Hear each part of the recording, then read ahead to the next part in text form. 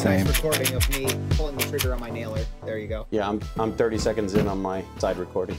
Oh, there we go. I was not actually recording. I was only pretending to record. But now I am actually recording. I am seeing waveforms. All 5 of you are seeing waveforms. Yep. Yes. I see it on my end. Yeah, I see it on my private and on my Discord. Beautiful. Oh, all right. Sorry, I'm just trying to make sure I switch gears into podcast KT. So I'm like, Yeah, of course. Gotta play that character. I do. We all sometimes. Yeah, have to I play mean, a it just character. makes more sense for the camera and everything else. That is, well, that's part. well, of, I mean, that's, it is your genuine self, but it's just like an amplified version. to enhance exactly the experience. Just like performance, like you say, it is a performance. It is. It is a performance, and that's okay. Now, hello, and welcome to the foam new provisional. Oh my God, the last time that we had Not Enough Nerf on, it was the Provisional Nerf News Network podcast. But Hello and welcome to the Foam News Collective podcast. This is your host KT, and I am Grimm's Nerfworks. We have our official hosts here, Not Enough Nerf and Paper Skeleton 3D. Now, KT. yeah, something like that. Welcome to episode 24. We are excited to be here on Thursday, November 30th. It is, of course, the day before episode 24 will come out. This is the partner podcast to episode 24 of the Foam News Collective show. If you've watched the episode already, some of the stuff we talk about might make a little more sense, but we're also going to be chatting a lot about the year in review and about Not Enough and Paper Skeleton's projects and collaborations together. So it should be a really great conversation. Here, as always, with Grims and Jolt and Vile. How are y'all doing today? Good. I'm doing all right. Yeah. Sweet. And of course, we have our very special guests, Not Enough Nerf, our first returning podcast guest. How are you doing tonight, man? Oh, wow. I didn't even notice that. I'm honored, guys. It's great to be back. I didn't think it was going to be so soon, but it's the end of the year, so.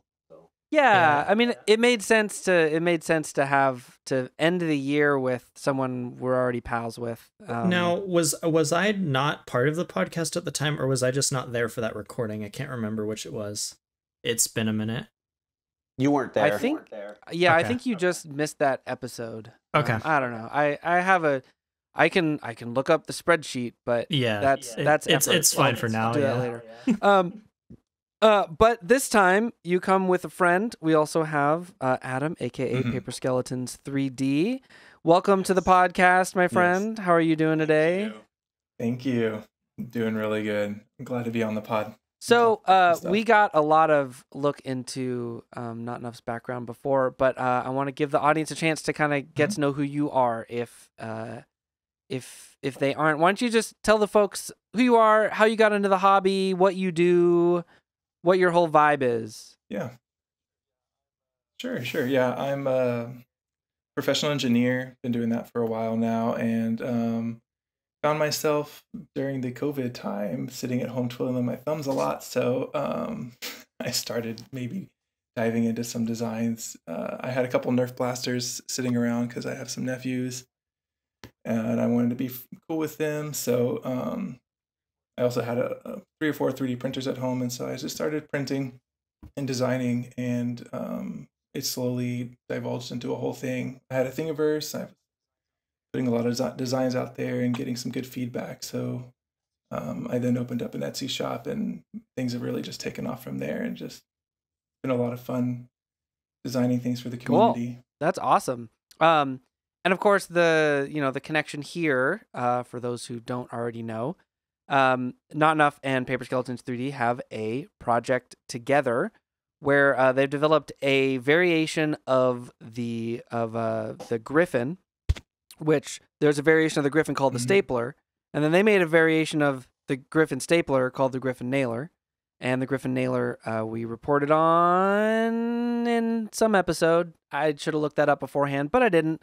So still, it's like half a year ago that you were like not even doing the 3D printer thing. Yeah. And now the two of you have put I was together. pretty rudimentary with my views on 3D printing. I just felt so foreign to me at the time. I don't know if you guys remember, but I was really stuck on classic blasters and reviewing retail stuff. And I always considered, you know, the 3D printing realm like an elite upper echelon of the hobby. And it just felt very far-fetched and inaccessible to the normal, you know, Nerf peasants like myself at the time, or at least I felt that way.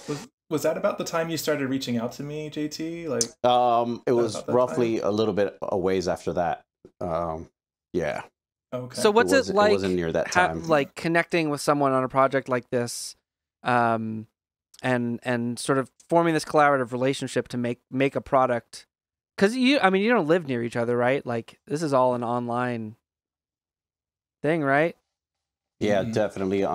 What's that like? Thing, yeah. How's the working process been? Well, Adam was already making quite a bit of a ruffle in the feathers. Like he was already making some waves in the hobby. Like he was getting his name out there. I remember watching. I think it was even the podcast that I was on with Maritime at the time. I think it was even February. Maritime was already starting to show off some of his Mega XL print mods, and I started seeing it pop up on other people showing it off. And I started catching my attention. I was like, man, this guy seems kind of approachable. Like he works with everybody. He's friendly. He engages with people on social media. Like I see him on Instagram a lot, communicating with all of us. You know, this guy seems very approachable. And at the time, I was just messing around with some Asian blasters like the Phoenix and the Fire Rat clones and stuff. And I was like, hey, man, I don't know how was it, Adam? Like we got together somehow. I was like, I would love to like showcase some of your stuff on a video, man. Because at the time it was like my channel was starting to take off a little bit, gain some traction. I was like, hey, man, you know, now is a great time. I would love to get all you guys on the spotlight. Like this community is for everybody. Let's just all jump on the train and let's get some eyes on your stuff because you have some really good stuff. Like, and he was like, yeah, look, boom. And I think I sent you a nice little package, care package of all the different mods that I had done. Yeah, he sent me like a sampler pack. Like he sent me stuff for the Phoenix. He sent me like a I think he calls it the God Hopper for the Nerf Knockout. Yeah. Oh, I've seen that. That's a cool one. I love that. Very cool stuff. Oh, that thing is adorable. It's so cool. It's a really good one. It's my favorite. It looks like a mini Nemesis with all just scaled down to like tiny. Yeah, it's so cool. But yeah, like it started like that. So that was just like, yeah. Oh, the Demigod Hopper. I remember seeing that back in the. I remember seeing that in the server when it was like still in development. Someone posted it. That's right. Hey. Yeah, that was just a Maritime Instagram chat. Like he's like, because he loved the smaller one that I had redone. That was it was just like a 3-shot that sat on the top of the Knockout, and he's like, man, if we had more capacity on this thing, it would be just amazing. And I said, give me a day, and I literally in like a day or two said, hold my blaster. Well, okay, so so Adam, you know, I mean, you've released a lot of products on your own that you've developed, and how is this different? Like putting a product out in collaboration with someone else and not being the only person producing them, and sharing some of that. It was refreshing actually, because I didn't have to come up with the design. I didn't have to come up with all of the little details. I was just the little gopher. Like I went and did all the work. So NotNuff gave me a lot of like comments, and like as we were making the revisions on it, I just kept sending him either screenshots, and I think maybe by that point you had Fusion as well, so you were at least I was able to send you files and you were able to look at them. I think you had that rudimentary knowledge of Fusion at that point, so we were able to at least like it was just dialogue back and so forth. the way it all started, the way that we even got to this point where Adam started printing full blasters was thanks to you guys back then when it was Legacy PNNN. When I saw your episode, I think Grimm's or was it Violet covered the Captain Slug's release of the stapler. One of you guys did. I think it was Vile, right? I was probably Vile. Yeah, I don't know. was gonna say, I think it was. I can look that up in the spreadsheet too if we want, but you just keep going. All I know is that when I saw that thing, holy crap, that was episode 10. Yeah, it was. It was. Oh, it was me. I covered the stapler. Okay. Oh, okay. But I was gonna say I couldn't remember. It stayed that. with me, you know. It like stayed with me. I was like, man, that is so cool because I've always liked the Griffin. Everybody loves the Griffin, but that because you know me and my full length darts and hopper fed and you know like straight up just throw darts in and go, but dump pouch style play. I was like, man, but then obviously at the time I had no means of printing it. I didn't know anybody. So once me and Adam started getting a little closer, I did a couple of video showcases for him. I was like, hey man, have you ever thought about printing a blaster? A complete blaster, like boom, from the bottom up, hardware and everything. He's like, you know what? I never really tried it, but there's always a first time for everything. And boom, I was like, the stapler is going to be the one. And then he actually did, a lot of people don't know this, but Adam has a couple of tweaks to the stapler that make it like a little bit of a remix in a way, like a very light remix. Little tactics here and there, and a couple of quality of life improvements for like tolerances and stuff. A lot of people don't know that, but he actually improved the stapler itself, and it's very smooth. And that's how it happened. Once I did the review on the stapler, I was like, man, what if we had something like the Sherdal, which is a Squigums blaster remix of the Griffin.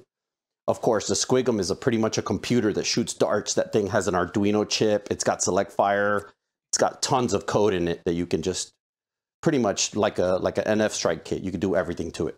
So we were like, let's just make a geared pusher version of that, make it smaller, make it look like a stapler, but take mags. And then from there, we just took off, and then the nailer was born. And the rest is history. But yeah, that's how our relationship matured from just two guys experimenting with different, kind of like ideas to producing like a nice little remix for a very renowned blaster, which is a Griffin. Lots of fun times. It was a great experience. That's awesome. Definitely, yeah. It was lots of voice chats, texting, and sharing of files and stuff. So I enjoy collaborations on anything is just a really fun thing to do in general. I mean, yeah, that's the thing. I was thinking about how different we've talked about this in the pod before, but how different making YouTube content is with a team of people versus trying to make it for our own channels. And so that's a big part of why I really wanted to hear about what it was like working together to bring a product to market. And anecdotally, I think we can publicly state this, but everyone on the team has received a nailer, and it's a great product. We're not going to get into detail about that right now. Like, you should definitely keep an eye on all of our channels for videos eventually. I love it. But we've had a great opportunity to bounce feedback back and forth with you, and you've been really responsive about making changes. But overall, it's just great. It's really nice. And I'm excited to talk to people about it. Oh, that's great to hear, man. You know what's funny? I know this is not on 100% on topic, but it's still on the nailer topic. Like, the nailer that I sent Brad is going to have to make him forcibly come out of retirement just to do that review. And that's going to be hilarious. And he said that too. He said that on his going away video. I don't know if you guys caught that. He was like, yeah, I still got to do the nailer and some other guys. Yeah, I heard we'll that. tell him that, because, by the time anybody's listening to this, you already know where we're working with Brad right now. He's actually, part of the reason I'm kind of stuttery on the podcast tonight is he's messaging me about the video that he's making for us, and I keep getting distracted, like trying to answer his questions. Speaking, though, of stock Nerf blasters, the thing that burned American Foam out, and the thing that I think burns a lot of YouTubers out, I actually want to talk about a couple of them tonight, because great. one of the stories we covered in this episode is we had this leak recently of a blaster that sort of looked like Nerf Zombie Strike, and the original article in Chinese was like, Nerf Zombie Strike is back, and it's like, well, that's not really what's happening here. Like, a blaster that looks like a Zombie Strike blaster has been like revealed. I'm gonna drop this in the chat in case the two of you haven't seen it. But okay, cool. So we have two things though. So there's the driller, which is like an impact driver looking blaster that looks like it has a bunch of like spray paint all over it, and it's like a rotating cylinder thing. And then we also have this bat, the Strikeout bat, and the Strikeout bat is interesting to me partly because Dart Zone was just on the Dart Zone just released the Stranger Things bat, And on their little podcast ad, they were like, I don't think anybody's done anything like this before. They were like very excited about the uniqueness of the bat.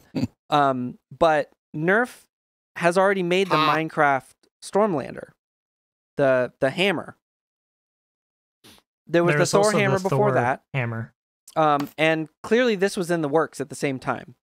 Or maybe this is a response to the Dart Zone one, but the timeline doesn't really quite work out. Like, it's too soon for Nerf, sort of like long. It takes them a long time to bring a product to market.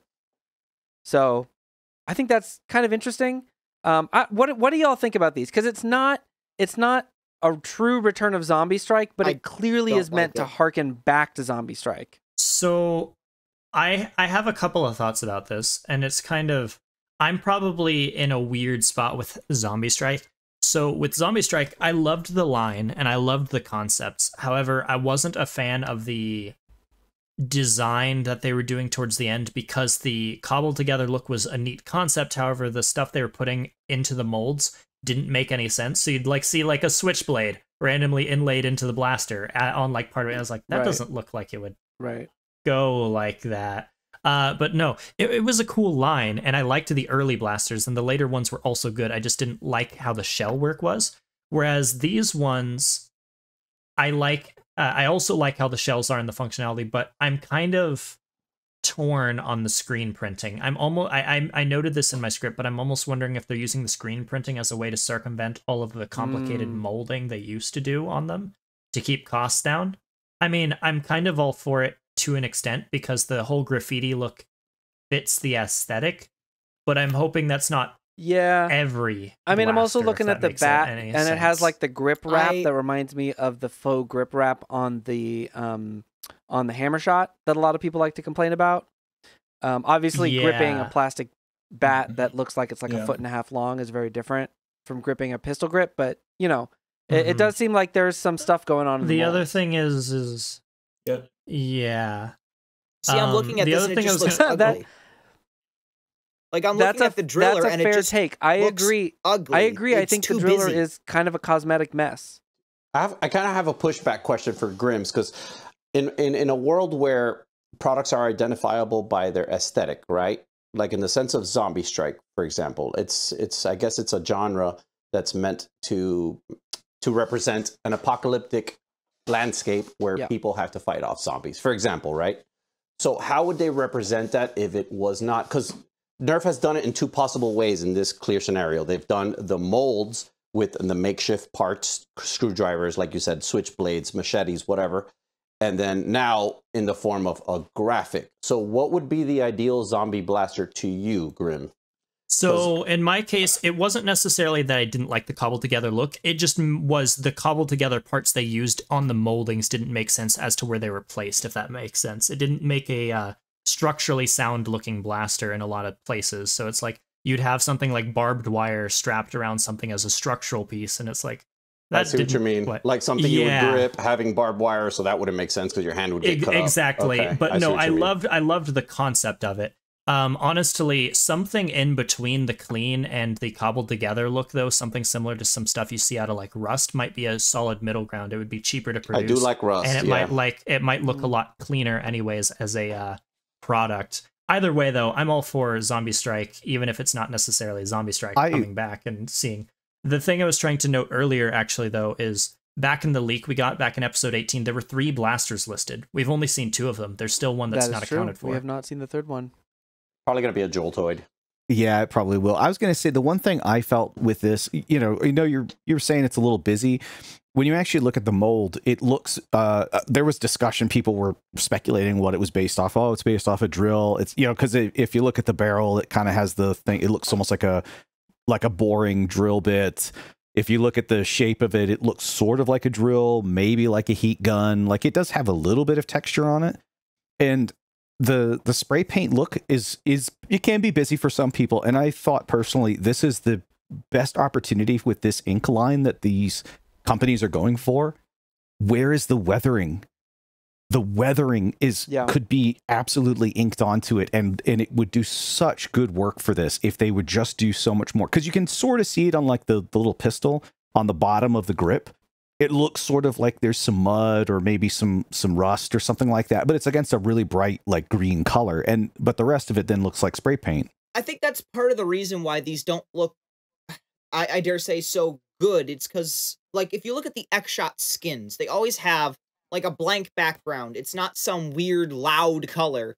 With these, it has a loud color as the background, and it just looks, I want to say cheap. It doesn't look good. If they had put this on like black or something, I think it would have looked excellent.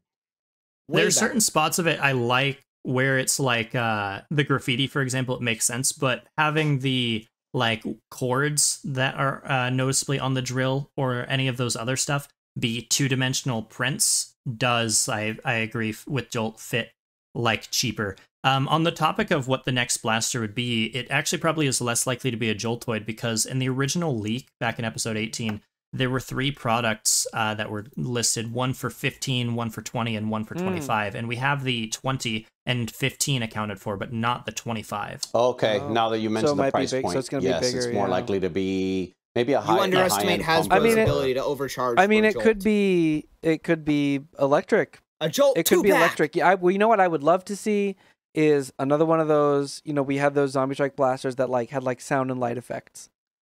I'd be totally down for one of those. Oh, yes. That or a Retalioid. I don't think it'll be a Strifoid because 25 is kind of low for a Strifoid. I think 30 is like, maybe, I don't know. Yeah.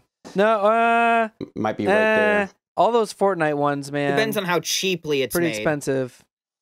Okay. Well, it's interesting to see this come about. I was also really interested to see the new junior stuff that Nerf is coming out with. I talked a lot about the Elite Junior line. NotNuff did a really, really cool mod on one of them. Like Nerf Elite Junior, I think, was actually a win in a lot of ways, and I'm really excited to see that it's not dead. We're getting this like double jolt thing, but more importantly, I think we're getting these ones that look like animals, which I think they should have. Yes. Yeah, that's what they should have done in the first place. First of all, they look really, really good, especially that shark. Well, look at the that shark. Is very cool with the hinge jaw and everything. The lion, I'm pretty sure, is a reshell of the 8-shot revolver Nerf Elite Junior Blaster. Get ready to fix the slam fire again. Probably yes. But yeah, I'm excited to get my hands on these, but the question I really want to... Actually, what I really want to do is I want to tie this into a question that one of our Ko-Fi subscribers asked. And I'm going to just pose this to everybody. Because I think... I wonder if this sort of leads into it. Because, we were talking an episode or two ago about, like, what is Hasbro planning on doing for the Christmas shopping season for Nerf? It feels like there hasn't been a lot of new releases lately, and even these I've seen them pushing the double punch. Well, so even these feel like they're a little bit late. Like normally, these aren't on shelves for Black Friday. These are kind of late. The only like big new thing that Nerf has been really like pushing has been the Strife X and Nerf Ball, which they haven't even really been pushing it, but they did a big push when it came out, right? What a slight variation on the question that was actually asked that I want to start with is, what do we think Hasbro is doing? What are they going to be doing into 2024?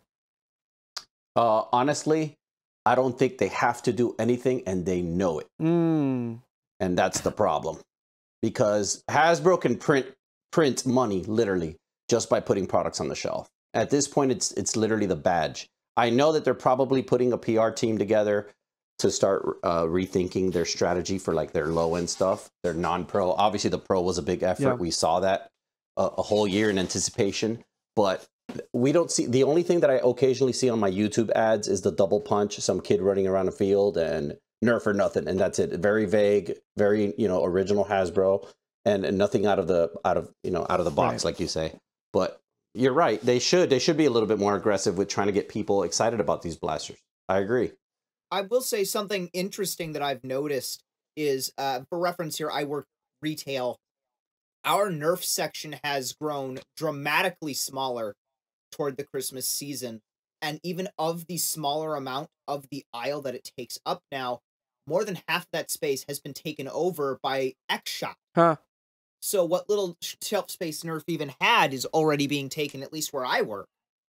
And what's interesting to me about that even more is the only recent product really in there is like the Double Punch. Yeah. And I think the Pterodac? That's a weird one.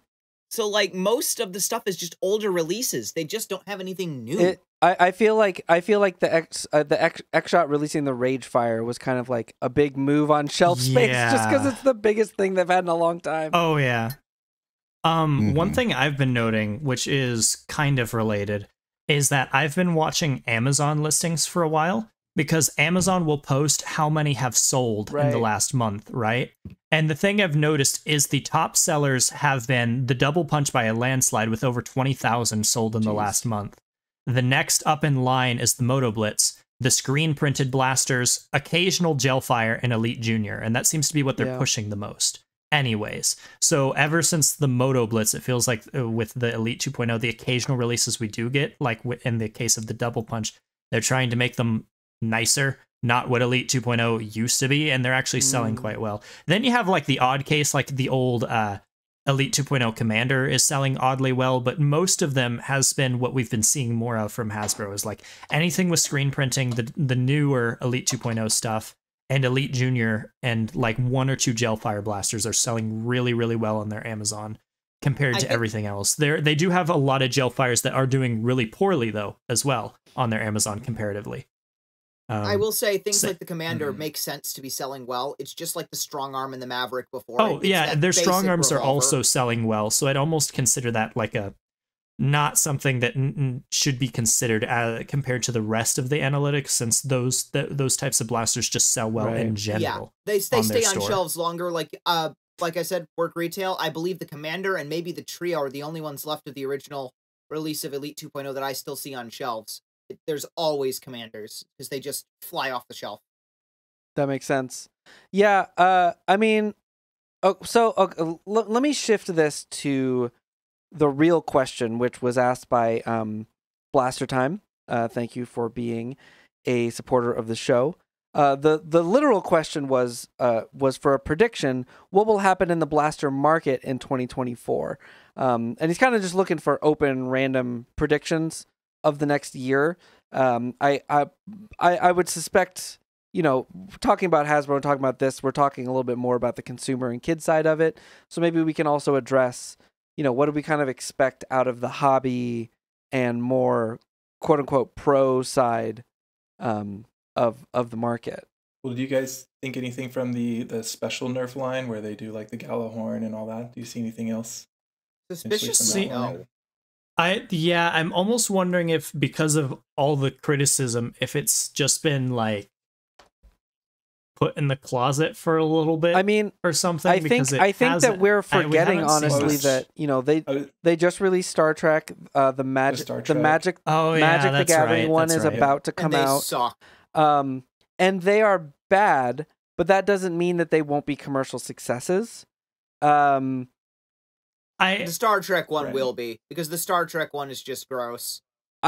There are people. No offense to anyone who likes it. I don't know. There are a lot of people. I don't know. I have a lot of people who are like normal Star Trek fans who I've seen actually like interested in them. Like my uncle, for example.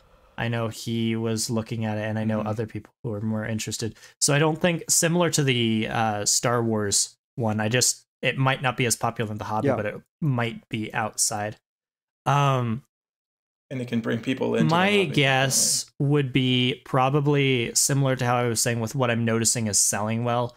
Probably more Elite Junior, maybe something in the way of an Elite 2.0 blaster that's half decent, but a lot more of the screen printing is what I think we're going to see. I'm sure it's going to take them a while to decide what to do next with the pro stuff. The other thing would be maybe we actually see an actual like full-on Nerf ball game aside from the kickoff one. Potentially something more announced in that line. Is there a Nerf ball yet? You can't yet get any of the Nerf ball gear. You still can only get the Strife X. And I mean, I would love to see that stuff become available. I don't know. It's hard for me to make like a prediction. What I would like to see in the pro side is more creative design. I think a lot of that comes from the hobby, but I do think that there's enough of a hunger for like things with like if someone were to release a blaster, you know, like Out of Darts has their Proud Papa, Mama, brothers, all the family little undersling Master Key blasters. I would love to see one of the larger factory companies come up with a similar product where there's like a blaster that has like, maybe it's just a rail on the bottom, but there's a bunch of like swappable accessories you can put on that rail that do either like a 40 max thing or like a gas thing or just a spring thing that is a master key system. Because I'm surprised that none of the larger companies have recognized that as an opportunity to sort of like create something that really integrates with their blaster design but is customizable and swappable. I'm pretty sure people like Dart Zone and Busby now, especially with Captain Slug at their disposal, I'm pretty sure these people are starting to catch on with things that are trending in the community and slowly putting some R&D. Do we think Busby will ever do a pro level product?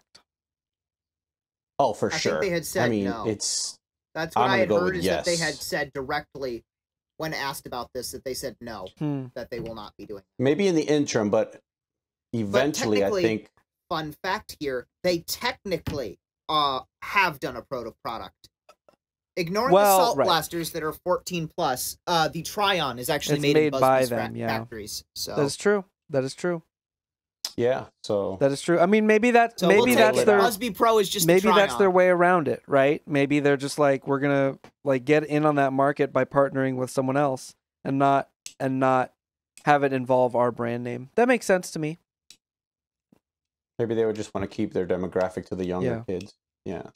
Any other wild predictions for the next year? I would like to see Nerf. Come on, Nerf. I'm just saying. You'd be printing money. Nerf LMTD Retro Cross 95. Got to do it. Yeah, you're just going to have to rely on Silver Butts' 3D design of the crossbow. Or just have an original crossbow. Or just have an original crossbow. One of these days. It would be a nice shelf piece. I wouldn't mind having one someday. Just RSCB one like I'm doing it. I like what Vile is doing with it because I know it's gonna piss people off. What was the crossbow mod that won the mod spotlight that one time? It was the one that Pizza did. It had like homemade internals. It was beautiful. That was a very good one. Hey, Adam, any chance of a Corsair crossbow iteration? Maybe we can talk with Lidl and see what he's up for, yeah. I love crossbows. I've been seeing a couple of crossbows recently. Flux just posted about a crossbow. That's pretty cool. Well, I think we may as well we have multiple other topics to talk about after we play What's That Blaster, so I think we may as well lean into it. A game that will not involve the crossbow because the crossbow's description is long gone, so it wouldn't really be usable for the game. Believe me, I've looked. For those not familiar, our game that we play every episode of the podcast, What's That Blaster, where one member of the team picks a blaster from Hasbro's history and reads the official description with slight modifications to obscure obvious details. And the rest of the team attempts to guess what the blaster is. If they guess immediately, everybody guessing gets collectively. If everybody guesses immediately, they get 4 points. If you cannot figure it out immediately, there are 3 lifelines: the original stock capacity of the blaster, the original retail price of the blaster, and the release year of the blaster. For each of those lifelines used, the team loses 1 point. This is an interesting one because NotNuff is our first returning guest. And so with me on the board at 32 points, Vile with 29, Jolt with 37, Grimm's with 38.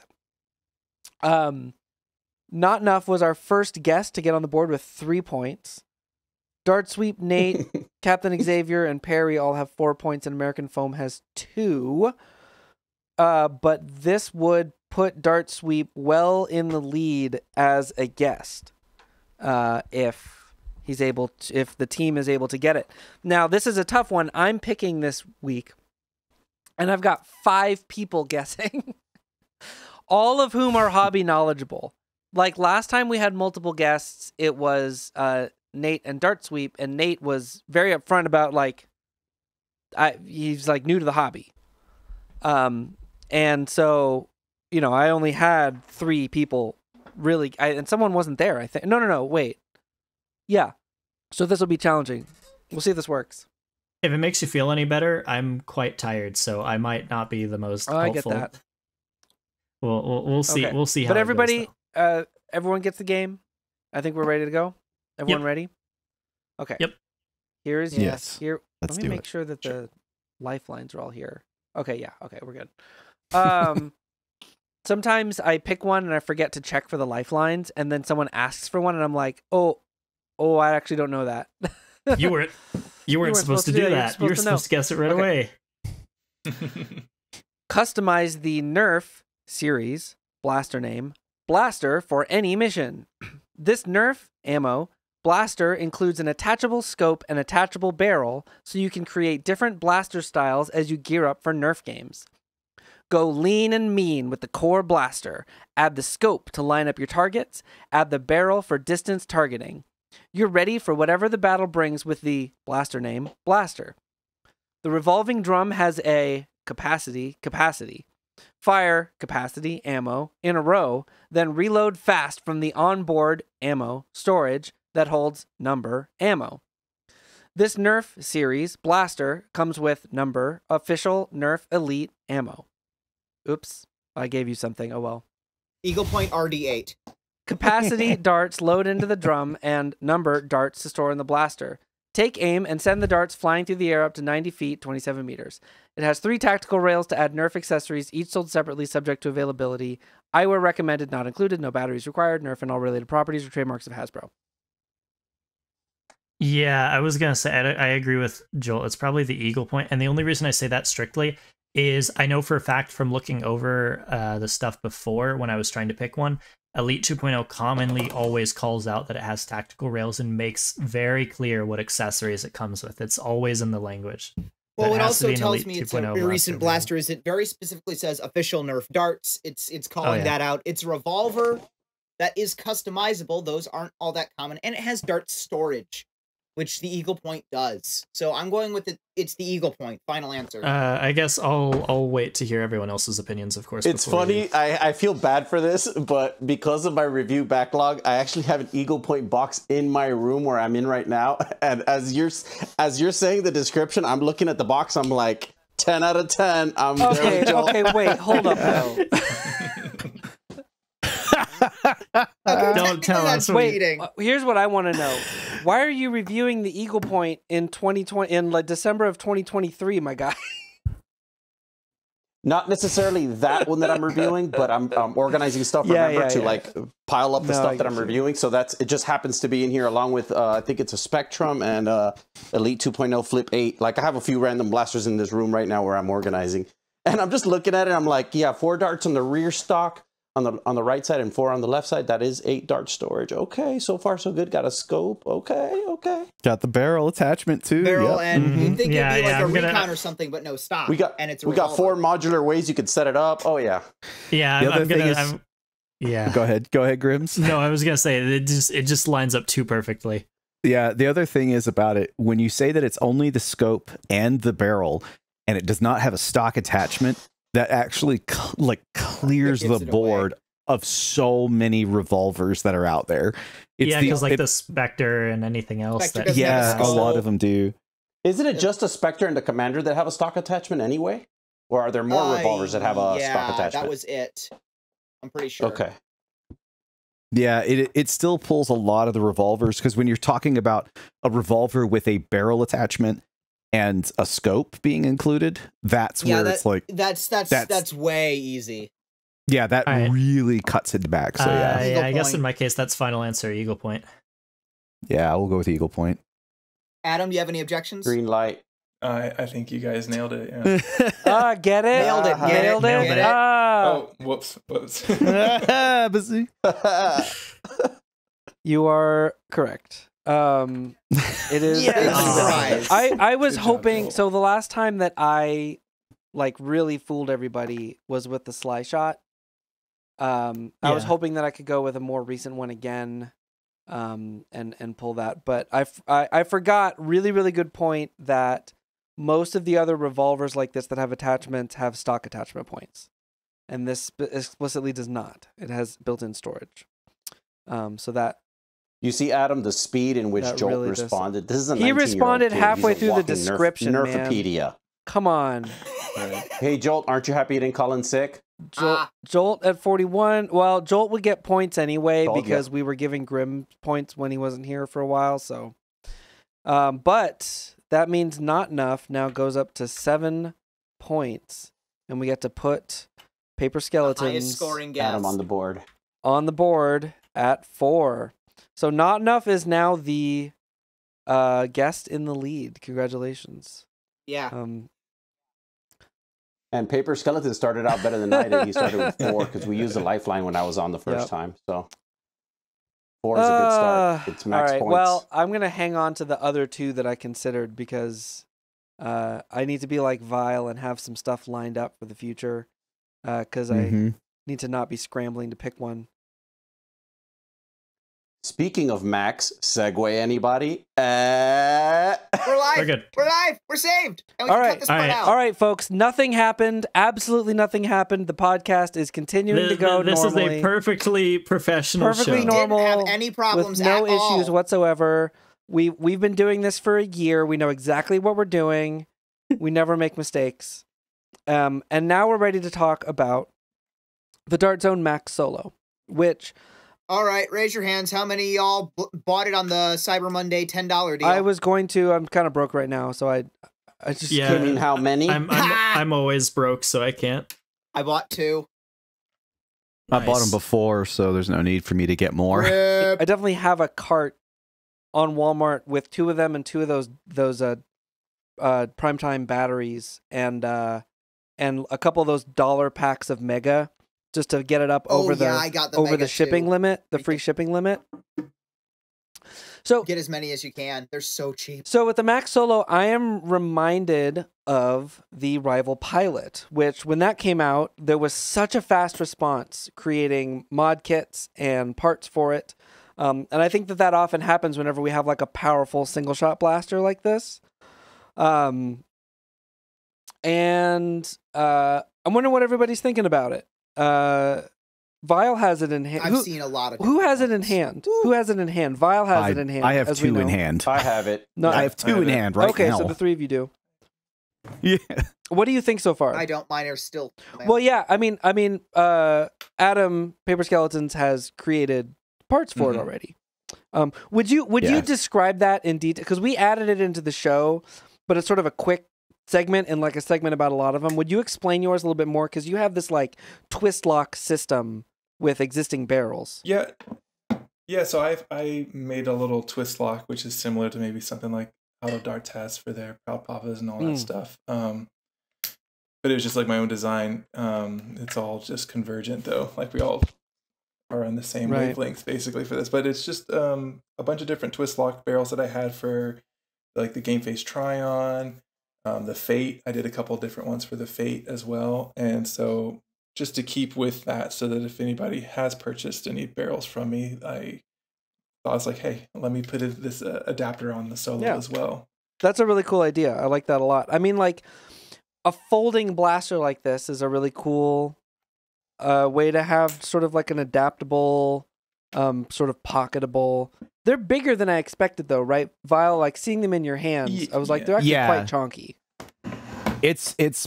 They are like obviously they have like an oval plunger tube system in it and stuff like that. They're actually quite pleasant to hold. Like they're not actually, in all honesty, they're fidget toys. I haven't stopped fidgeting with the freaking thing. Yeah, I was talking to Vile about that the other day. Yeah, I have not stopped fidgeting with it because it just sits at the side of my desk and I just repeatedly flick it open and then close it and flick it open and it's just. But yeah, they are pretty decently sized. obviously that's why so many people were jumping on, like, you know, we've seen literally every ammo type, and then inline clips and stuff like that. Like, they made sure, you know, the size of it can fit mega darts in it, which is smart, actually, I would say, because it's powerful enough.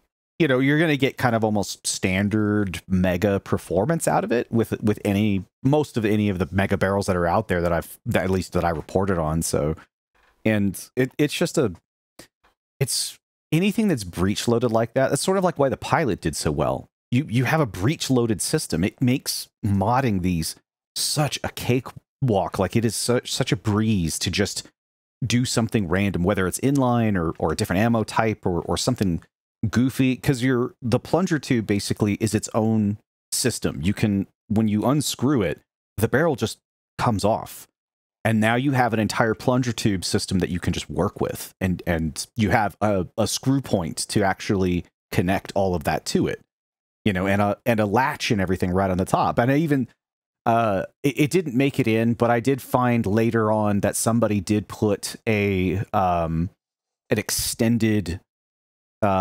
release mechanism on Thingiverse. Actually, I don't remember the creator, but somebody does have an extended one. So if you want it to be a little bit longer for whatever reason, hey, and they also made one that was the same size. So if it breaks for whatever reason, there's replacements already out there. So that's how fast people jumped on making parts for this thing. I just love it. Yeah. It's a great little system. I can't wait to get mine in the mail. The one thing I saw that kind of concerned me, though, was how the barrel folds down. Does that, like, hit your hand? There's enough space on the handle grip section that you can keep your hand out of the way and it wouldn't hit it. And it's not like it's heavy. It's not spring loaded. It's just gravity dropping, basically. Gravity. And there's a slight little nub that's on the side of the trigger that actually locks it in place. So it's again, that's sort of where the fidgeting comes from, is because you can lock it in place and then, like, do a flick with your fingers and it's locks it up and stuff. And that's why it's again become my sort of fidget toy at my desk now. I couldn't get mine to like release on fidget on one of the two directions. Does it fidget in both directions or in only one direction? Because maybe I felt like mine had a little bit of a detent where I had to physically, with my hand, hold the button to unlock it and then close it. Like that to me is more of like a flick down. You can, if you mess with it enough, you can get it to work like that, because that's what that little it's a break-in thing. Yeah, okay. It's just a thing where you can do it. But yeah, you can technically get it to click down with a quick little flick of your wrist type of a deal when you release it. So, but yeah, it's a very simple design. It is, again, there's so much you can build off of with just the plunger tube system, which is more than adequate, because on the darts that they included, which are lightweight, they're the bamboo, X2 darts, which are, a little bit lighter than the standard darts, the 1 gram darts that we see. I was getting like 130 FPS, and then anything else was getting, like worker darts were getting in the 115, 120 almost in some cases. But, that's perfect. That's HVZ for a lot of places, and that's such it's out of the box. Speaking of a great little thing. Uses. Yeah, the best things I saw was the master key parts. Yeah, there's master key parts. Was doing with because it was not only like converted to other ammo or a shotgun, but it's rail mounted. So it's basically like what was it, the Crooked Cousin? Yeah, I want to say. Yeah. Or Proud Papa, but now it's mostly injection molded. Right. Well, and it's at a power level that's useful for that. Yeah. Yeah. And if you did it with, say, like a dart type, that, especially like I said, HVZ stuff, if you want an underslung mega and you got a rail adapter on it, like if you modeled a rail adapter, now you've got a mega that's underneath, an underslung. Right. Yeah, exactly. It's perfect. I want to get one for two reasons. One, I have a suit jacket or two. I'd be interested to see how they fit in the breast pocket, to see how well they can be concealed. And the second reason is I want to go to an HVZ at some point and use only one of those blasters plus a dump pouch and see how well I do. I think that would be a fun one, and in all honesty, it'll probably fit in your breast pocket. It is fairly thin for what it's. If like it doesn't fit in my suit breast pocket, it'll fit in my overcoat breast pocket. So either way, it's like a flask. It's about the size. It's maybe a little bit wider than a flask. Like it doesn't have the curvature to it, but it definitely has the width. Yeah, so it should. If you're gonna use it as a primary grim, another thing you could do is use the Insanity adapter from either X-Shot or 3D printed, and then run 2 of them in a V formation. So then you can have 2 shots ready to go. Cool. Wait, it's pretty cool. Wait, I have those laying around. I think Wacom showed it off in his video. Oh no, you can file an idea. So Wacom already showed a double. Yeah. So okay, here's my one concern about the Solo. How big of a mistake is it to not have these things on shelves?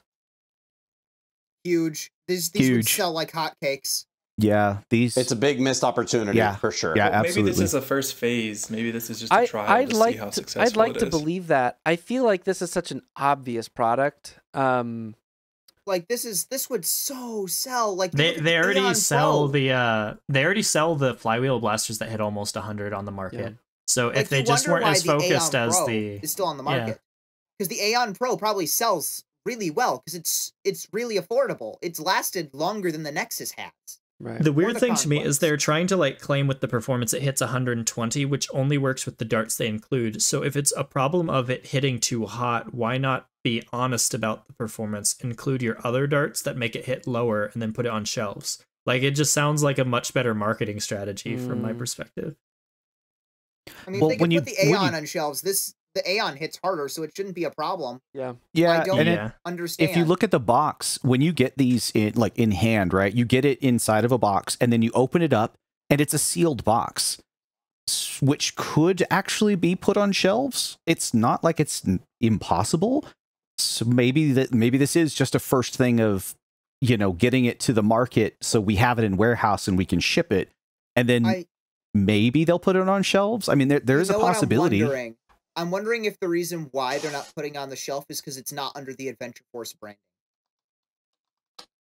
That could be true because Max is on Target shelves. Target shelves, yeah, but not on Walmart shelves. Target doesn't have a brand like Walmart does that they rebrand things under. Max, all the Max blasters, or most of the Max blasters initially were Target exclusives, but they do get the Target exclusive logo on a number of products.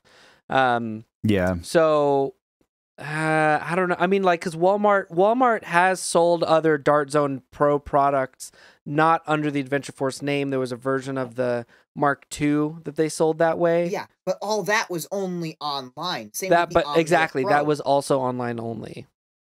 So I guess I mean, I feel like, I mean, maybe Dart Zone wanted to keep this under their own name, and they decided that was more important than putting it under Adventure Force and having it on shelves, I guess. I don't know. Perhaps. It's weird. Whatever it is, well, we're going to get them because, dang, these look good. Yeah. Yeah, they put a lot of time and effort, even just into the packaging alone. Like, the packaging is really nice. Like, and again, it could absolutely find its way on shelves based on just how the packaging is designed. So it's not out of the question. I'm gonna have to scrounge up the money for them, I guess. Fine. But if anyone, I mean, hey, I got a PO box if anybody just wants to send to me. Anyway, so that's the Max Solo. I just wanted a chance to kind of talk about that as a group, because I know that's had a big, that's been kind of the big talk of the town lately. I want to recenter a little bit, and this is our 24th episode, and it is I'm always afraid every time we say it's our final episode of the year that someone's like not going to listen past final episode and like unsub immediately. But like, it is our final episode of the year. We built in a break through the month of December. This episode comes out on the 1st tomorrow, and we will be doing watch there be something major. I mean, sure, but you know what? I'm not going to stress about it. One of the things that's nice about this show is we don't feel that pressure. Not enough knows what I'm talking about. We don't feel that pressure to have to respond to things and be the first one to get the video out. I mean, hey, if someone makes a video on something major in the time we're on break, we have the Discord. You know, if you really want to see the information live, just join the Discord and you can see it when it pops up there. I know what KT is saying because YouTube, and this is very unfortunate for creators, YouTube is just such an unforgiving environment when it comes to timing. Like and it sucks because sometimes I just don't want to be the first guy. Like I didn't review the Solo. You know, I could have ordered it because I have friends that thankfully, unfortunately, they messaged me on Instagram. Hey, not enough. This is available now. Here's the link. And I have friends that work for Walmart. Hey, this is available now in case you want it. So, I mean, I could have ordered it and stuff, but it's like, I have so much going on right now that sometimes you just can't do it. And sometimes you just want to be on holiday. You want to take holiday like a normal human being. And you don't want to feel that pressure of, my God, I got to review this because if not, the algorithm, oh my God, you know, and it's just, it's really unforgiving. So that's totally what we're doing. Yeah, we're prioritizing our mental health and giving ourselves the month off of. Correct.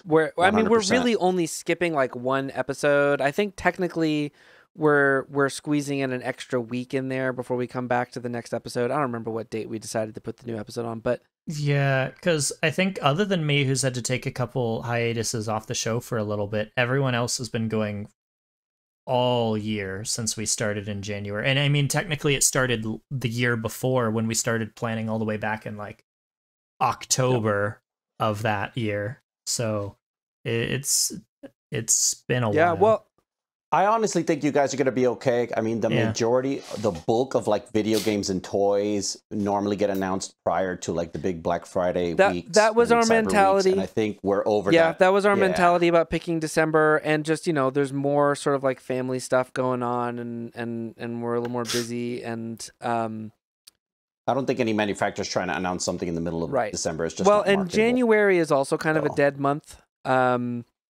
for news. You know, Coop always used to take January off, but you know, if that for us that usually just means it's an easier episode. It's shorter. There's less stories, and that's fine. I mean, yeah.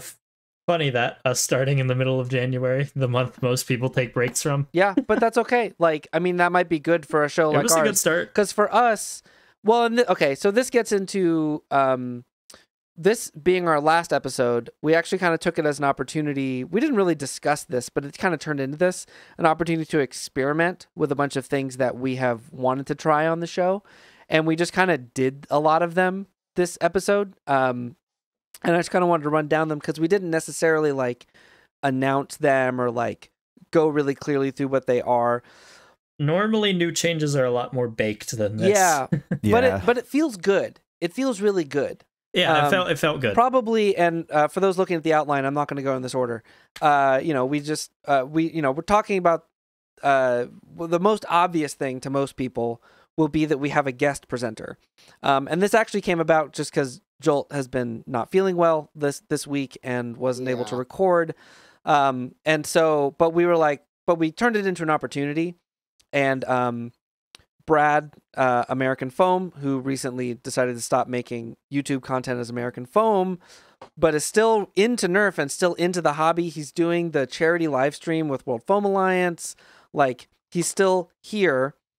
We immediately thought of him as someone to fill in for Joel. Yeah. To do the mod spotlight. I don't think I've ever told him that, but like before he even announced him leaving, one of the things throughout the year, if we were ever to have people on the show who weren't one of us, he was like one of the first people that came to mind that I wanted to find an excuse to somehow absolutely get him in an episode. Absolutely. I just wanted to see him in an episode at some point because I just thought he would be great. He's great on camera. He has I think he has a comparable presentation style to a lot of the stuff that we do. And so I just think I'm really excited. As we talk, he sent me the video and I haven't seen it yet. So, but I'm sure it's going to be great. And I'm sure that you have enjoyed, dear listener, have enjoyed it already at this point.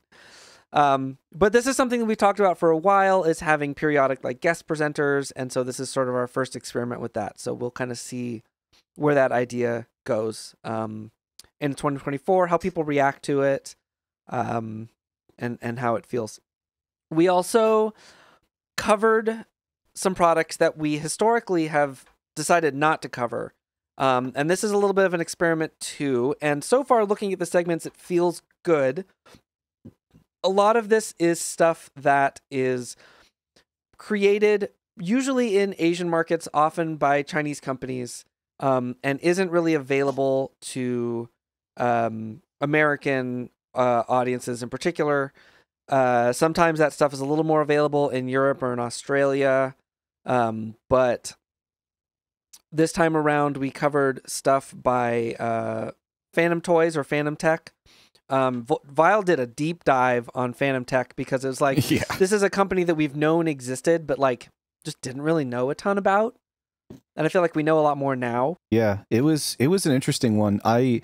Because it started out with a Facebook post teasing this crazy AEB thing that had a rotating mag, and we were like, the discussions that we were having and stuff we were trying to detail on it wasn't really turning up stuff. And I went in this whole deep dive, and I was going into like, there's a Chinese variant to YouTube. I think it's called Bilibili, or they also know it as the B site. So I was watching review videos that were in Chinese, and then all of a sudden I was finding out that it was a kit, and I then found out who was producing the kit, and it was apparently Phantom Tech, and I was like, wait, Phantom Tech, the same people who make the Kirin, and then oh wait a minute, they just got done creating an Australian site, and they will ship this stuff to the US. Wait, like it was, it went down a whole deep dive that I was not expecting to find, and it was interesting, to say the least, and it's stuff that we just don't really get here. So having more avenues of us being able to get potentially stuff to our market that's almost exclusively to the Chinese or Asian market, is kind of interesting. Well, and similarly, I covered the HQ G4. HQ is the company, G4 is the blaster, and it's like a lever action tube mag fed thing, but the tube mag, it's not shells, it's just the darts just go straight into the tube. So it's like an extremely fancy Busby monorail, but lever action. If I had to find a quick way to describe it. Upon like the first leaks we saw of this blaster, I was like, this has me written all it's so over cool. it. It is so cool. It is, especially the colors in the final version that were actually that sings to me so well.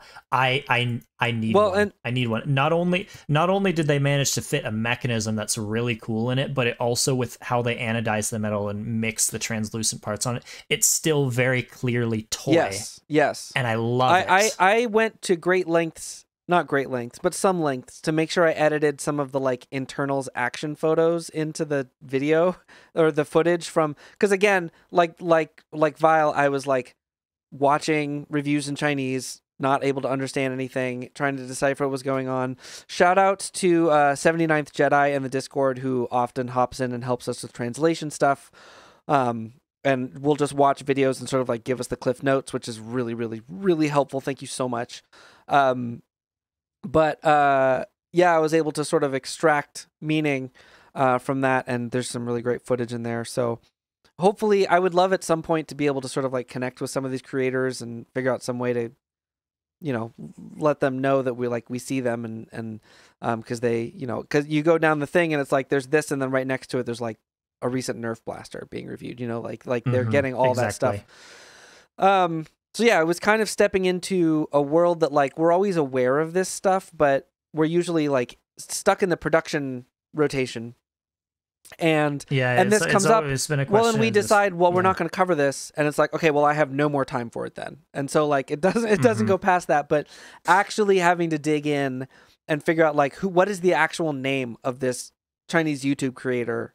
Not YouTube, it's like some other site, but this video creator, this reviewer, Billy maybe. Well, that's the site. I didn't see which one it was. AC Fun is the other site, and I was like looking up the history of AC Fun, making sure I understood what the website was, and it's a site that's like similar to YouTube, but it started out as like a video game like forum site or something.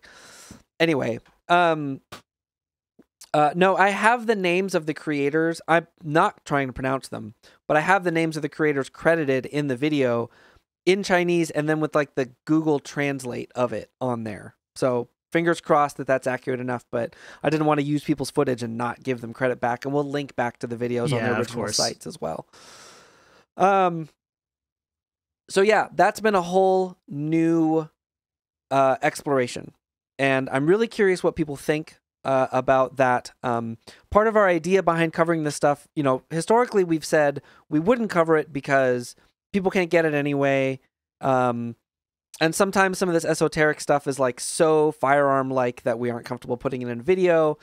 Neither of these things fit that. One of the AEB, a lot of the pictures were like in an army green, but I was able to dig up enough like white and pink pictures of the blaster that they felt okay with it.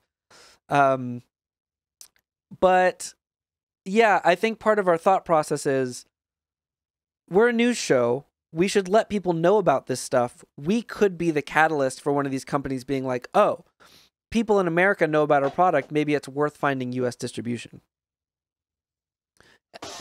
Not only that, but I also see it as an opportunity for you to grow your audience as a whole on YouTube. The more stuff you cover internationally that's available internationally, or in certain countries specifically, like in this case, it'll help a lot of the people that are from those countries that they feel left out because, I mean, you hear it all the time. We can't get Dart Zone this. We can't get X Shot this or Nerf that. But covering some of the stuff that we can't get kind of puts everybody in a little bit more relativity, in a relatable kind of, and it'll increase your audience for those people that they're like, oh, I didn't know I had access to this blaster. That's awesome. I can buy it too. It's right. That was another catalyst, I think, for doing this was realizing, talking to people in Singapore and in China and finding out that some of them watch our videos. We've been slowly over time, thanks to KT and like just the work he's been putting in, we've been slowly like making things more accessible, in the sense of we've been including subtitles, at least in English. It would be nice eventually on that kind of topic as we expand. Maybe if we get a large enough audience, we can actually invest the time into proper subtitles in other languages. I mean, I think it would just be about looking at our analytics and seeing where we're reaching the most and being like, all right, let's find someone who's willing to do subtitles in the native language there. Yeah. I have a cool little story. I'll condense it into like 60 seconds for you guys. I'm just really, really, really proud of it. It made me really happy. Speaking of this accessibility, international thing, I had a viewer that I wasn't sure about. Like, she hit me up on Instagram talking about, I want to get my boyfriend something for his 31st birthday. I've been watching your videos. They're really cool. I just want to know what do you recommend? Because I put a couple buying guides, nothing big. And I was like, well, it depends. You don't want to get him something that's kind of like very toyish. You want to see what his interests are. But long story short, she told me she was in Europe. And I was like, well, you're lucky. There's a company called Blaster Time. They're located in the Netherlands, and they distribute a lot of blasters, and they can get a lot of things that a lot of people can't get normally. And she's like, okay, I'll look them up real quick. I guess she looked them up, and she's like, no way. They are like 20 minutes away from me. Thank you so much. And I made that person's day, and they were able to, just by following some random YouTuber that does Nerf stuff, find a company that was 20 minutes away from them in, I think the city's name is Adelen or Adelen or something like that. It's a city where it's literally like the town next door in the Netherlands. The lady lived in the Netherlands, so made somebody happy. They were able to do that. So I totally get it. Like the internet is just a fantastic place to make these things accessible for so many people. That's such a great story. And the fact that you guys are doing that's super awesome. A great story. Fun fact, at 38.6% of our views are from the United States. This is for November. 4.6% in India. That's the next place down. Now, it's possible that some amount of this is VPNs and stuff, but that's interesting to me.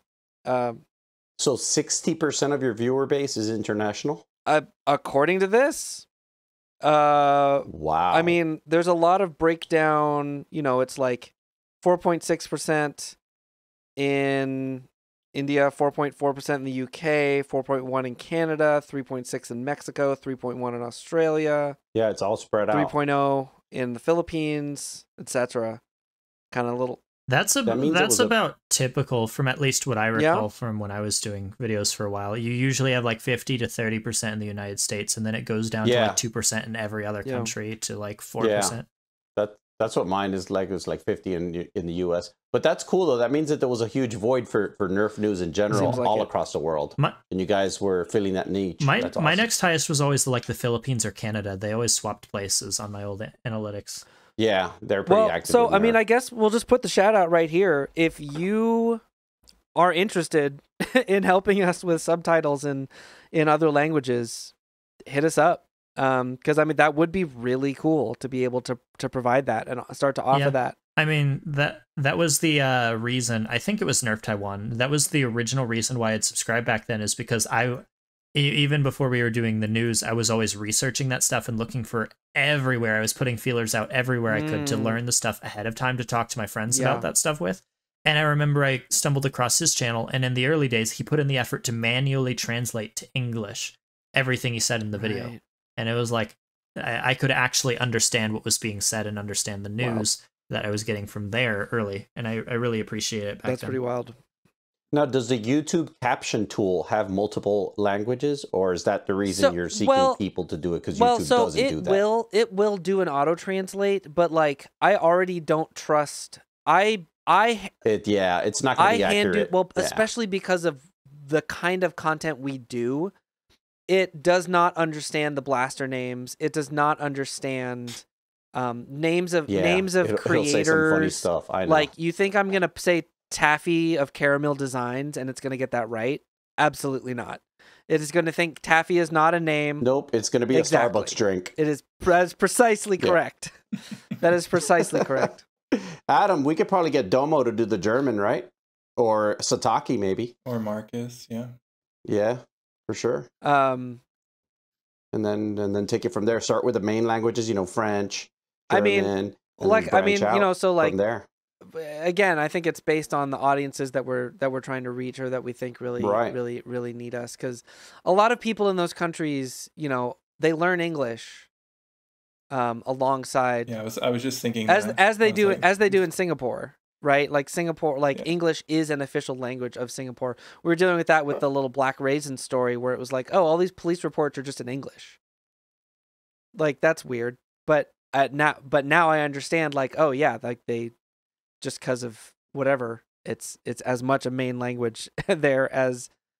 A lot of countries are doing English as secondary now. Yeah. We're the ones that are behind. We're the monolingual buffoons over here. Anyway, the last piece of the show that we did anew, that's not the way that word works. The last piece of the show that we're trying out, and this was truly a last second idea. I'm going to just admit that outright.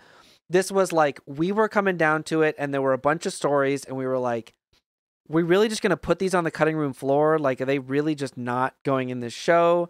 But none of them felt like they, and this has always been sort of an ongoing problem. And historically, for those who usually listen to the podcast, might have noticed we didn't do stories that didn't make the show.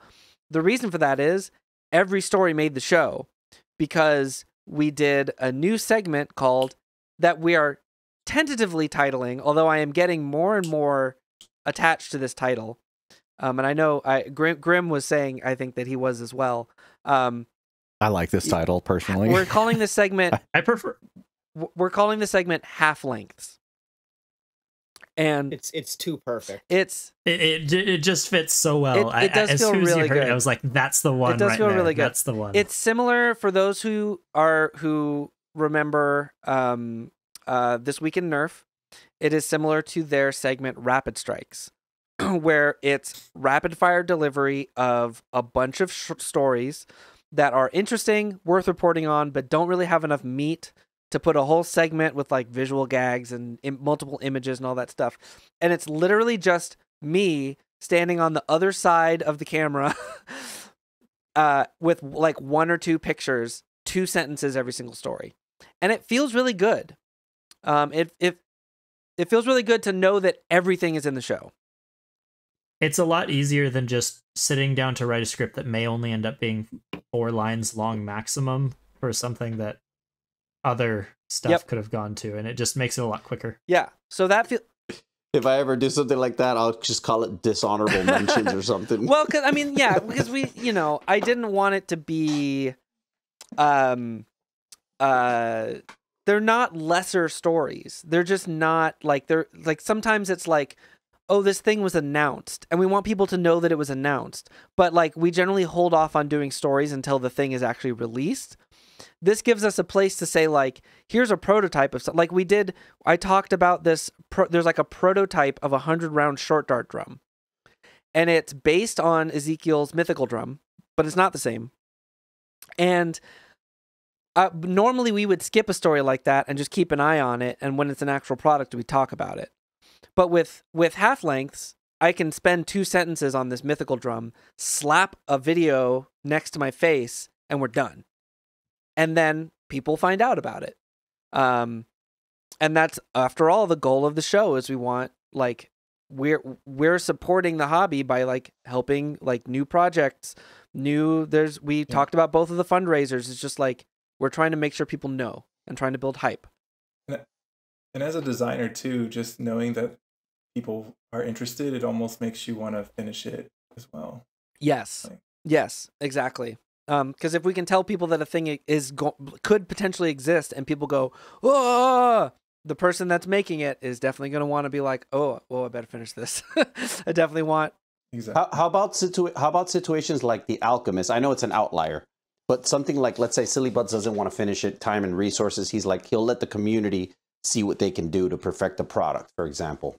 And I don't even know if I'm mentioning the right blaster. It might have been another one that he was working on and kind of left it halfway. He left it to the community to finish it. How about situations like that? How do you guys report that? As we talked about with Silly The Butts Alchemist last was time, a fully released blast. Yeah, Alchemist was released. The Alchemist Okay, so didn't that get one released. released. So I'm thinking about something else then. What's the other one? It was like between the Cynthia and The Alchemist. He did put up an entire GitHub of a ton of projects, and it was actually quite a lot of them. I reported on that one, but we reported on it because it was, Silly had just said, oh, here's a bunch of my old, projects that I don't have the time, or I hit a dead end, or I just don't care about it anymore. And he just said, it's on my GitHub. And there was a lot to actually go through, and there was like a full spreadsheet of all of it and like where, talking about where it was. So that one was a little bit more, a lot to actually cover. But for something like that, if it was something small, I think that would probably be in a half length. If it was like, Silly doesn't want to finish because that's part of the thing is now, there's the phase where a creator teases something that we've never seen before. That can now be a half length. And then when it actually gets released, we can give it a full thing. But that way, it gives us a chance to be like, we're aware of this. We want you to be aware of it. It's coming soon. It'll be good, especially because we get these comments occasionally. It's like, oh, you guys are behind. You didn't notice X thing happen. It's like, well, it either didn't make it to the production deadline, or we've been aware of it longer than even the Reddit and every other place has been aware of it. Someone just sniped the information, then posted it online. Now we can at least say this happens a lot more than like you would think, where it shows up in our place first and then it gets like telephoned further and further, and then you have someone correcting us on information that they got wrong. Yeah, that happens a lot. So now at the very least we can just be like, hey, we're aware of this thing. Stay tuned. Yeah, the Discord is still a really key part of how we build the show and how we like keep the community conversation going as we're working on segments. But it's also a place where things leak, and increasingly we have been reaching out and discussing directly with creators about a lot of projects. We actually the Survival Fest was a whole funny thing this time, because they gave us their announcement knowing that our episode would come out the day after they were going to announce it weeks ago. Like right after our last episode dropped, they messaged us and were like, hey, here's all the info about this. We want you to know so you can produce your episode and not like find out about it the day before. But then they wound up giving the exclusive to World Foam Alliance to do on their stream last night on Wednesday, which is awesome. Great for them to get to do it there. But now everybody knows about it. But it doesn't really change anything for us, right? Like we were always going to release on Friday. We got to know ahead of time anyways. We still need to know ahead of time, and it's really, really useful. Having a scramble. Yes, it's really useful when creators know that they're going to drop something and reach out to us in advance. and trust us to keep the information private. We've been talking to Silly Butts about stuff like that. When the Acorn came out, I was talking to them well in advance. Products like that, it's great because we know we can get the release right and get it lined up with whatever's actually happening. It's also been nice because we can just like talk with a creator. It's like, hey, this thing that's coming out, can you give us more details about this before it actually is completely finished? Like, I know we've done that a couple of times with various creators, including, and it was really handy for me when I was writing the SBF script. I had talked to SFI about it because they're like, hey, we're literally going to go live with this like the day before us selling it as well, not just Gavin, like the day before your video goes live. Here's all the information you need. We'll do a post about it like a couple days. And then I got some photos from them too. It was really good. It's very, very good. So yeah. So what I like about half length is that it's also good for the creators because it gives them some kind of like a feeler gauge where they can actually get a read of the room. They could see how this blaster concept or prototype stage is resonating with the people that are watching the video. And if they get good feedback, that can, like somebody said on here earlier, that can actually motivate them to go full production. Whereas if they feel like people are kind of on the fence and some people are not really feeling it, they can cancel it altogether and it can save them time. So it's good for a lot of people, for the channel and for the creators. I like that.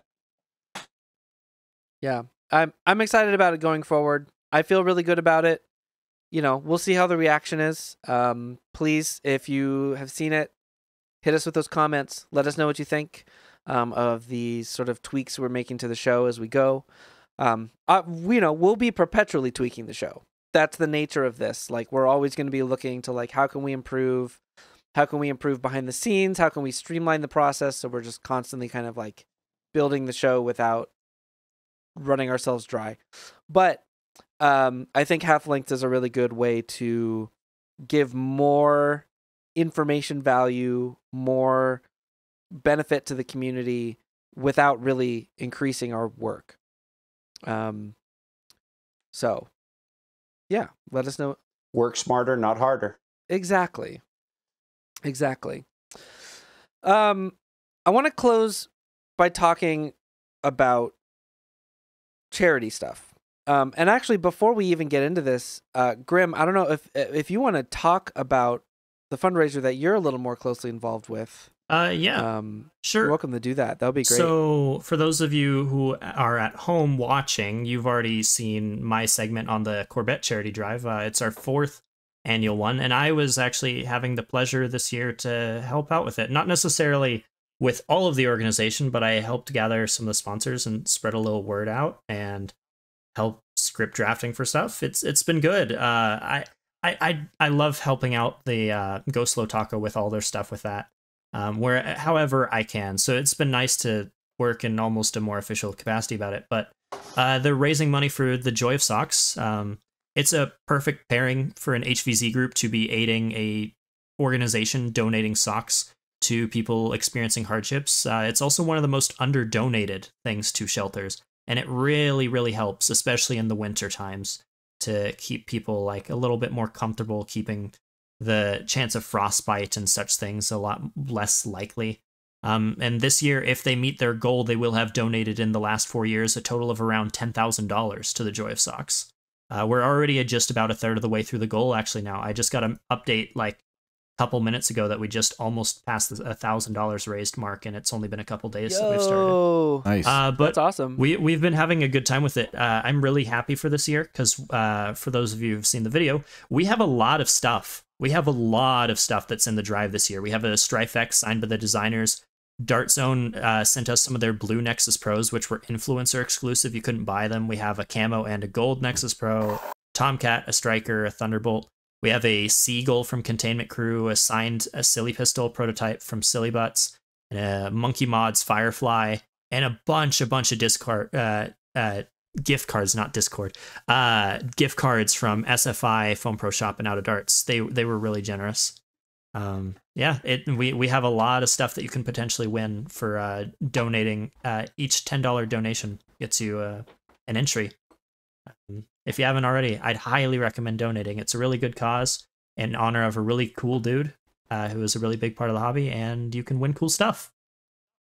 not much more to say about it. That's awesome. Yeah. Awesome. That's wonderful. That's wonderful. I'm glad that you're involved in it too. It's great to have first person connection to something like that. Of course, we also reported on the World Foam Alliance's 24-hour live stream that's coming up on December 9th, which is a fundraiser for Toys for Tots. And this wound up, this one sentence got cut from the script just because it was awkward and we couldn't figure out a way to put it in. But I think it's important to know that in a lot of ways, it's the spiritual. It seems to be the spiritual successor to Clowny's Toy Drive.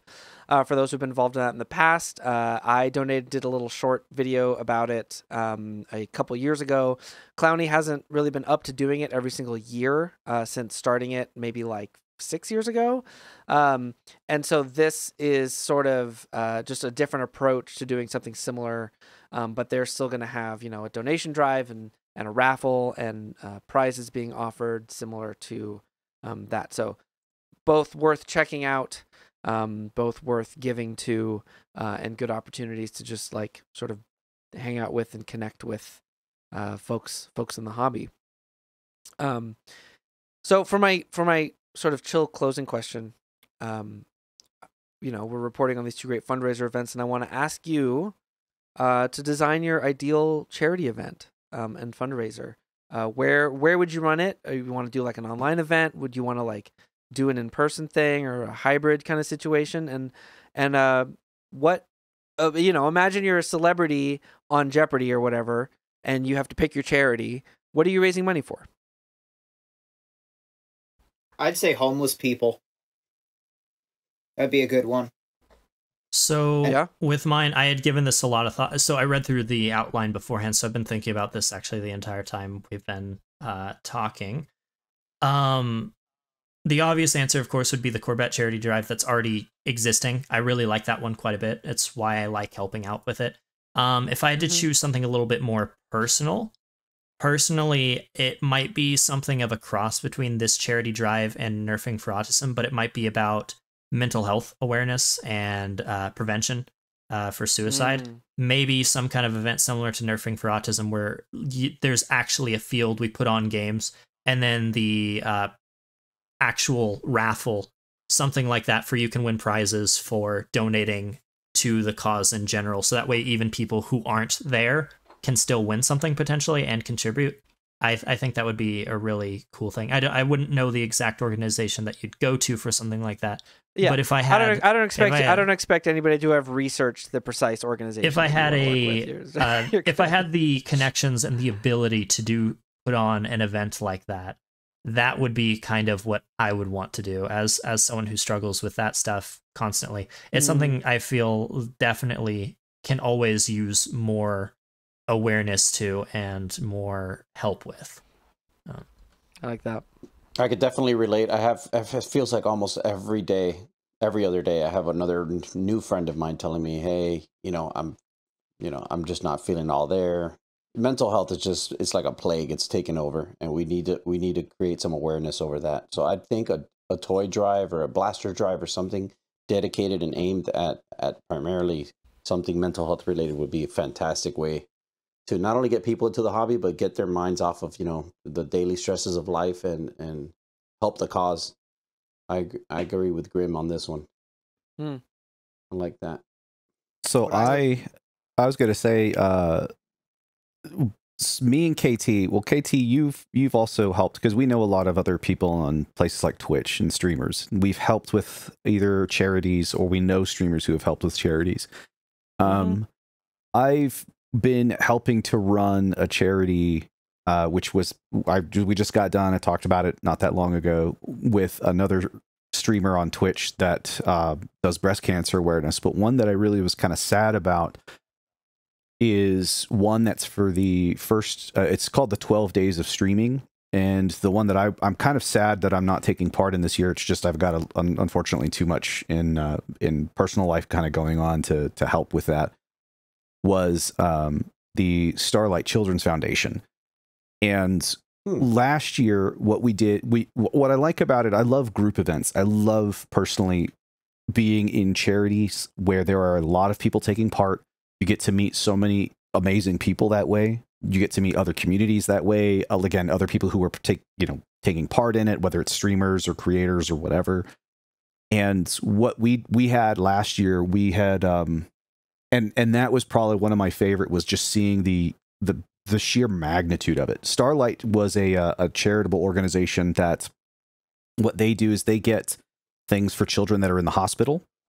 They do it throughout all the year, but the primary thing that they're doing is they're getting, books, toys, video game consoles, educational consoles. They get little wagons to be able to take the kids around the hospital, so that way they don't have to be in the bed the whole time. I personally really liked that.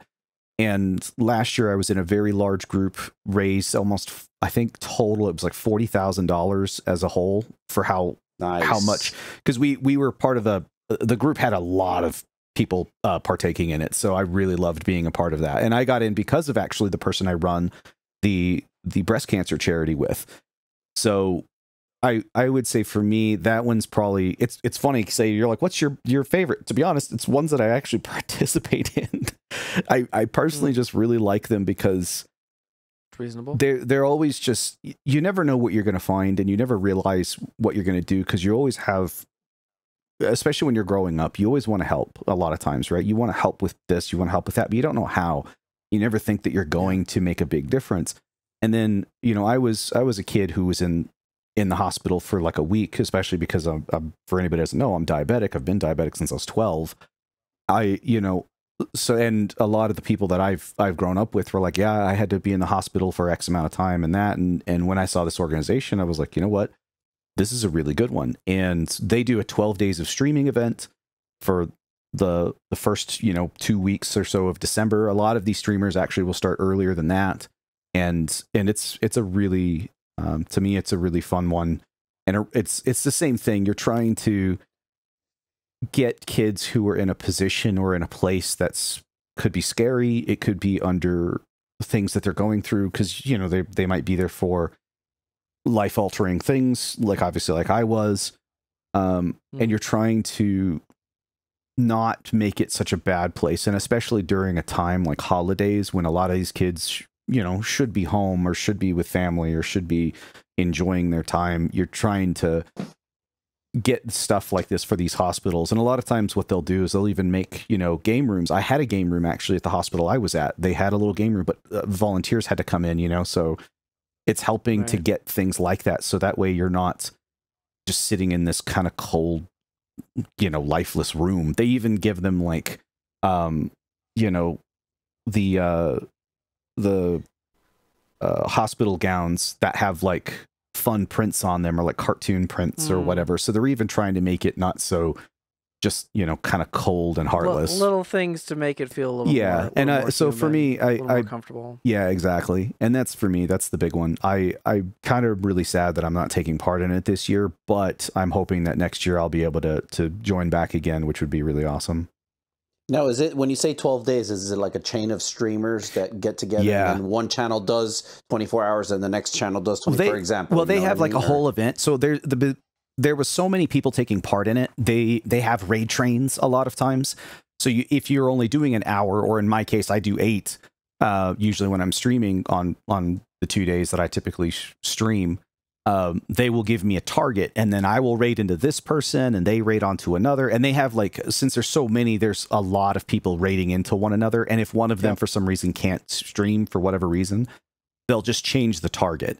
And there's people who are helping to run it. That's the other nice thing, is we have like even the event that I helped to run, there's 4, actually we just brought on a 5th person this year, so that we have 5 people that are running it. So that way we're kind of collectively helping to guide everybody that's taking part and so on. So it's the same thing. Raid trains are how I do a lot of my streaming now. And I'm actually this coming Friday, aka tomorrow, aka yesterday, if you're listening to this on release day. So this is useless information to you. Well, that's not true, actually. I should shout this out. I'm doing a raid train for a project called Christmas Collabamajig. Every year, a whole bunch of us music streamers put our names in a hat. And I think they had a physical hat this time, but they draw out pairs of names, and whoever gets drawn together does a collaborative original Christmas song.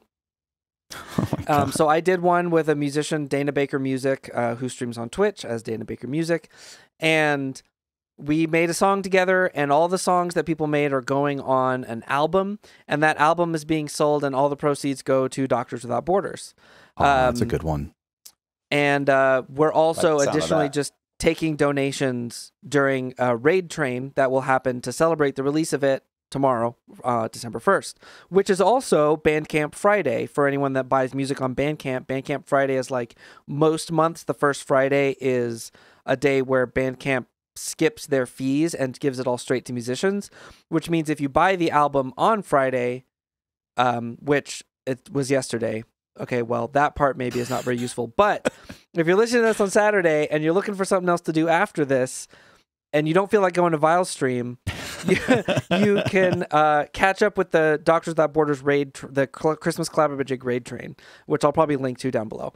But and anytime this month, you can go buy the album, and anytime you buy the album, anytime in the future, all that money goes straight to Doctors Without Borders. You know, KT, one such as myself has 2 monitors. Who's to say I can't just watch both? I already could just watch I both. already keep both of your tabs open typically alert. Fair enough. Well, okay, so that's not my real answer though. My answer to the spirit of this question, another thing that's very important to me is queer rights, and particularly like homeless queer youth is such a big problem, particularly in a lot of parts of the U.S. I would love to do something that supports that. In terms of the actual event, I really love the idea of a hybrid event where there's some kind of in-person play and like some kind of event, but it is also an online event. So it could either be a competitive game of some kind, where like maybe you are donating by like sponsoring specific teams or sponsoring specific players. Kind of like, kids will raise money with like a practice-a-thon or a walk-a-thon or something. And it's like, you like pledge to a team or a player. And every time that player like gets a tag, your donation amount goes up, something like that would be really fun. And so therefore you can have locally people, and people can like donate locally and be involved locally. And there's an in-person aspect to it, but you also are streaming the game and people can watch That and sounds like cheer on something their I'd love favorite to get players. behind, to be honest. That sounds That's awesome. a double impact, yeah. It seems like something like that would be really, really fun. And No, really yeah, cool that to would be actually great. involve, Definitely like the gameplay. in-person. I definitely like the in-person. Yeah. Like a charity but- end war or something, that would be awesome. Exactly. Like But still like be able- Nerf-related events even. That would be cool. But still be able to involve people worldwide by Yep. streaming it effectively and having exactly. The way I'd end up wanting to right. do a charity is I'd love to do something similar to Vile, where I could stream from home and have people donate through that. Yeah. It's good. It's comfortable and really effective. Mm-hmm. It's really effective. You reach a wider audience. Though I don't think I could it's- drum up it's nearly as nice. much as Vile can. Oh no, don't Well, ever Val's- worry about that though. Vile's been streaming for a while. Any amount that you do Yeah, is more than if you did nothing, exactly. which is very meaningful. Adam, you got anything you want to throw at this question before we? Yeah, sure, totally. Yeah, I have a couple like local charities that I've been a part of over the years, and one that really struck was it's called Kids Meals, and this is probably in most major cities, but Houston, where I'm located, has over 50,000 like preschool age children who don't know where their like next meal is going to come from. And especially during this time of the year, whenever you have a lot of holiday times, so where they're not going to school and getting their lunch, like their breakfast, lunch meals, this charity, it's actually more of a service, but I would love, like, we love donating time to this service. But they pack lunches for kids that normally would be in school. So they deliver to houses and stuff. So then the kids are that's still great. getting their meals and stuff. But I know this is probably, there's other charities all around the U.S. that do this, but this is one that locally I've supported through my company that I work for, but then also just on my own time. I really like that. Mm-hmm. That's awesome. I love that. Mhm. That's really cool.